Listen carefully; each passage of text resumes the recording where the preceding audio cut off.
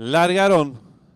Salen agrupados los competidores, trata de enseñar el camino al participante número 7, Matúa, cabeza de ventaja sobre el 5, War Machine, tercero se desempeña 3 cuerpos, el 6, Vodka Puro, cuarto viene accionando el 2, Extrarrúa, en la quinta ubicación lo hace el 4, más atrás el 3 y la marcha el 1.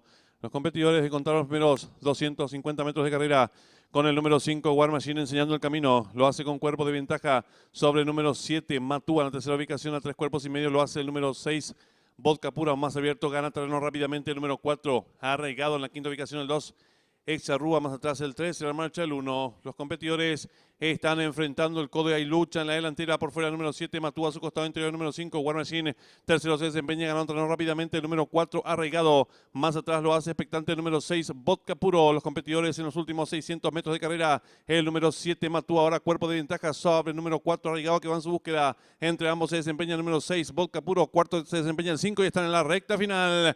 Últimos 400 metros para el disco, el número 7, Matúa, cabeza de ventaja sobre el número 4, arraigado, que va resueltamente en su búsqueda. Tercero se desempeña el participante, el número 6, Vodka Puro. Descuente ya los últimos 300 metros para el disco por el centro de la pista, el número 4, arraigado, medio cuerpo de ventaja sobre el número 7, Matúa. Tercero se desempeña el 6, Vodka Puro. Últimos 200 metros para el disco, el número 4, arraigado, medio cuerpo de ventaja sobre el número 7, Matúa. Tercero se desempeña el 6, Vodka Puro. Últimos 50 metros de carrera y lucha delantera por fuera el 4, por dentro el 7, pocos metros para el disco, el 4, arraigado, medio cuerpo de ventaja sobre el número 7, tercero 6, y cruzaron el disco.